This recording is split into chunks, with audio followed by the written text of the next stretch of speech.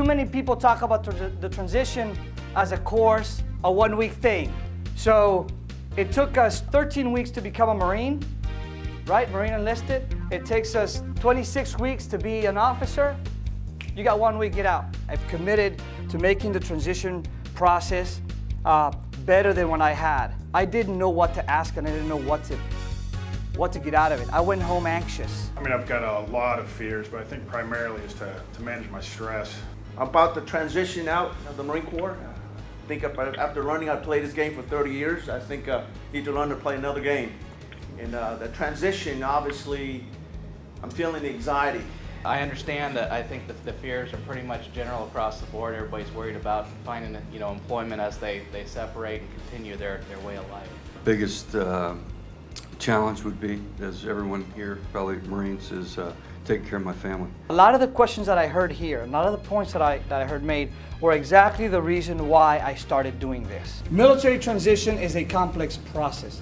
It takes longer than 1 week to go from military professional to civilian professional. We develop a 6-phase program that allows you to go from transition checklist to transition execution. There's a 2-year period in which we want this program to be executed. But if you have to accelerate that, we have a plan to help you do that. Join us for highlights of phase 2 of our transition program. This is not something that I'm just going to talk to you about. Either we've done it, my speakers have done it, or they've seen it happen and it's a testament to what really works. We're all going through this. What am I going to do? What am I going to do is going to give me the same excitement it did for the 30 years as a Marine, which is important to me. But then, because people are telling me in these transition things, think about how much you make now, how much you want to make, where you want to be. It was all about how much you're going to do this and how much you're going to do that. You probably have to go up to the DC area because that's where the GS higher positions are, or the corporate positions. And I'm going, oh. And then I said, and I remembered my father a long time ago said that, what do you want to be? Regardless of how prestigious the position is, what do you want to be? Regardless of how much money you're going to make, what do you want to be? So I did that, and I know I like teaching. I know I like the world of education. That's really cool to me. So my suggestion to you is use your network. Use LinkedIn and other tools to help you connect with people who are already employed in those companies. And then I would say, hey, what are you doing for breakfast next Saturday? Can I buy you a beer Friday night? I want to pick your brain about what it's like working for Booz Allen, about what it's like working for SAIC or GDIT. You can't know enough about those companies. A home run to me when you're at that job fair is when you walk up to that company recruiter and you say, you know what, I've done my homework. I've spoken with several employees within your company. I know you have an opportunity for a widget maker in Chantilly, Virginia. Let me tell you how my Marine experience is a fit with that. Right? So again, help the recruiters understand how your skills and experience translate into their position. It's not about you. It's about the company. Right? So anytime you have a chance to get in front of that company, make sure that interaction is veteran-centric, not self-centered. You want to project forward. What are the skills and experience that are going to make that company more profitable? How are you going to make that company better? What differentiates you? Everyone here, I guess almost everyone is a Marine. How are you going to differentiate yourself from the Marine sitting to your left or right?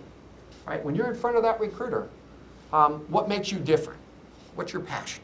What my job is now is that I'm trying to create local job boards in communities all across the country in every single state, so that in every community there is a local job board for the businesses and the residents in that area to hire their local veterans, either for a one-day job if you're a resident or for a full-time job if you're a business, so that communities really support their local veterans. And there's that connection there between the veterans who live there and the people and the businesses that live there as well. So that's what my goal is right now, is to create a nationwide employment safety net for United States veterans and their spouses, and that's what I work at every day. Now, I also have a nonprofit, and Hire Patriots is part of that nonprofit. It's called Patriotic Hearts, and we provide 3-day marriage retreats as you guys know, marriages are sometimes tough to keep together when you're in the military, particularly if you're going on combat deployments. So we've started putting on 3-day marriage retreats on a beautiful hotel out in the ocean in front of Camp Pendleton. And we pay for everything. And so far, all those marriages are still together after 8 years of doing this.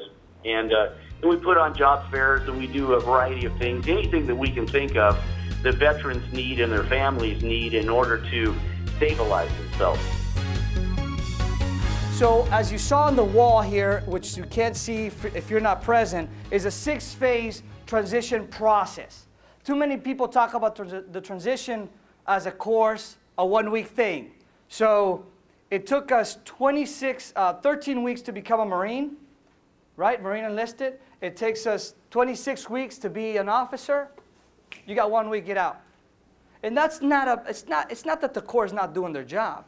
They're not in the business of teaching us how to become business savvy, if you would. We actually get a lot from the Corps. But their focus is winning wars, right? Preparing Marines to win America's battles. So it's not a negative comment about it, but it is just the interest that they have. So the key to the transition process in each of the 6 phases is reverse planning. That does work, actually. The Marine Corps planning process is actually pretty good. And while I'm trying to tell you to reprogram yourself, I'm telling you keep those skills in your toolbox because they are effective. So your target looks just like you have on the board. Those of you who are online can see this. About 24 to 18 months, you want to start with your transition checklist, which is the TAP program. Just go, even if you're not sure what to do. What we'll cover here is a transition plan, which should help you figure out who you are, and then map out your roadmap about 12 months out. And then at least, it should be earlier, but at least 9 months out, you want to start doing your transition training. And I'll cover what that means because it depends on the track that you pick. This is not Texas Hold'em. You got to know what you want. If you don't know who you are, you're going to go and do this stuff. You're going to say, no, I heard that you can negotiate. I'm going to play hard to get. You're going to call me back. Not in this environment, right? It is sort of a buyer's market, if you will, for employees. You can get hired, but you got to take the job. A lot of people say, well, if it's not 6 figures, I don't want it. Never let an employer use your retirement against you, but you should use it towards your benefit. You can get 6 figures on a $65,000 job. Now, don't tell them that, right? But you have to be realistic about what are your passions, and we'll talk about priorities. So the transition checklist should come as no surprise to you. That happens at TAP. That is only 25% of what you should get. What they don't cover is the family transition, the personal transition, and the professional transition. You're not going to get a whole lot of that, not because they can't. They do an exceptional job of doing everything they can with the funds they're provided. But that's why when we get out, you got to come back. You got to come back and you got to help another fellow out. This is the employment track, and as I told you, there's 4 different sectors, and they all require specific skills. How do you figure out where to go get a job? Right now, you either cast a big net, and you figure out, see what's going to get hung on it, or you do a more effective track, which is get a hold of Richard, Len, Marine for Life, MEA, other networks, see what's out there, talk to hiring managers, see what's out there, see what is out there, and try to catch one of those things. You can be the job, own the job, have a business, or be an investor. And you'd be surprised, sometimes you don't even need money to be an investor. I know it sounds kind of snake oil salesman style, but it's not true. Sometimes to be an investor, if you have the knowledge. I talked about the international track. I could have broken this out into something different. I could have said import-exports. My brother, who worked for Chiquita, is now in this import-export. There's so much excess production in our country. And there's these middlemen who are sitting around just saying, can I sell you some bananas? You need avocados? Hey, I got some cinder blocks that I cannot get because construction is low. So import-export. Trade will be another one. Actual consulting overseas. Retirement track, none of us think about that, right? That can't possibly be an option. There's no way. There's no way that you could actually consider writing a book. Because nobody actually tells us how. How do you, yeah, there's a lot of people out there to, yeah, we'll publish your book. You heard Mark. Mark just published a book. He asked me, Cesar, would you mind writing a chapter on transition? I said, sure, of course, I love this stuff. Oh, by the way, do you mind if I put it in this book that I'm putting together? He did it. He got it done. A great book, by the way. 23 veterans contributed to his book. Why couldn't you? And of course, this is a passion for all of us. Right? There is no true Wounded Warrior track that specifically targets and helps them figure out what will they be best at. They could be some of the great spokespeople in the world. So the mentorship program is about finding the right mentor to you. Not you trying to find as many mentors as you can that have the highest ranks or the highest positions, because they probably don't have the time to give you what you need. You want to find that right mentor at the right time and know the difference between a counselor, a counseling team, or a council of your peers, or what I call your personal board of advisors. Right? Those 5 people that you are thinking right now, you at least know 2 of them in your head right now that you can go back to and ask them for advice, and you can trust that advice. And of course, within 90 days, you activate this plan. Should you actually go and start with the when do I transition, get through the who, which we'll cover here in the next 12 slides. Phase 3, once you know who, then what? And these are not my words. I stole everything I said from somebody else. Jim Collins, again, my buddy, gave me those words. First who, then what. The transition plan. This thing, next slide, has an 8 line item checklist.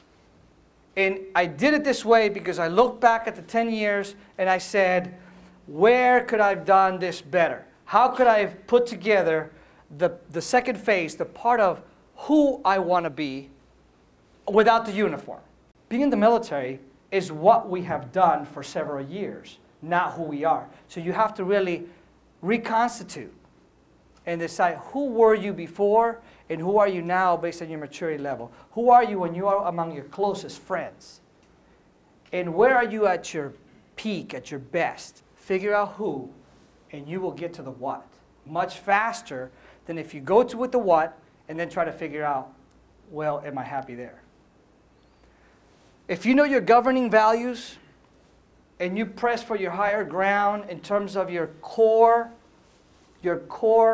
beliefs, you should be able to get a very good gauge of who you are outside of the military. I walked a mile and I realized that I was seeing certain things working and certain things were not. And the things that were working is that I was genuinely interested in building a relationship. I wanted to know that person's name. I wanted to know if they were a veteran, what did you do to decide to go to this company? And would you do something different? What went wrong? What do you think I should do? This is the next most important thing you need to figure out. I'll tell you about Rick and salary, about Jim and location, and about John and job satisfaction. Because all of them are successful. All of them picked the right thing. Rick actually picked something different and then realized that he really wanted, salary was his priority, but he wanted it to be location. That's what it was. So my point to you is, figure out what your priority is. You may think it's salary, and that's fine. There is no wrong answer. Pick right, you will be happy. Pick wrong, you will go from job to job and end up where you started and realize you should have picked right first. You can have one, and if you pick right, you might have 2, but you can never have 3. Your financial fitness is always the driver for a lot of these things. You can live on less than $5,000 a month, everything included. If you think about the average in America is $50,000 average income, we should be able to do it on $50,000. Now, some of you are retiring and have some income that will supplement that. Some of us are not. So we don't have that luxury. So you have to figure out how this financial fitness is going to affect your decision to get a job. If you were thinking about your hourly rate, with that you can decide how many hours do I want to work based on what I want to do, given who I want to be, in the job perhaps that I want to go after, because most of us are looking for a job. That's the fact. Everybody here wants to say, can I get a job? I can tell you that I am always very critical of what I offer people when I try to hire them. I look at where they're going to be living, and I ask that question. what is your most important priority if you were to come work in X-Corp? Because if you tell me your priority, I can tell you if this is going to be a fit. The point of doing a financial fitness is to literally go line by line with your spouse to figure out, honey, what is this? That's a Starbucks fund. We need it. Need or want? If there was a question about, are you a leader? What's your answer? Yes. Oh, of course you are, right? We're all leaders. How dare you say you're not a leader? We came out of different backgrounds. The Marine Corps said, you will be a leader. You will call cadence. And some of us learned the hard way, right? Me with my, I hear I have an accent. I don't know if I do, but imagine me calling cadence, you know, it probably sounded like a Taco Bell song. But we all have to become leaders, or at least modeled after our great warrior heroes of the past 200 plus years to try to become like them. But the reality is that who we are is not that personality test.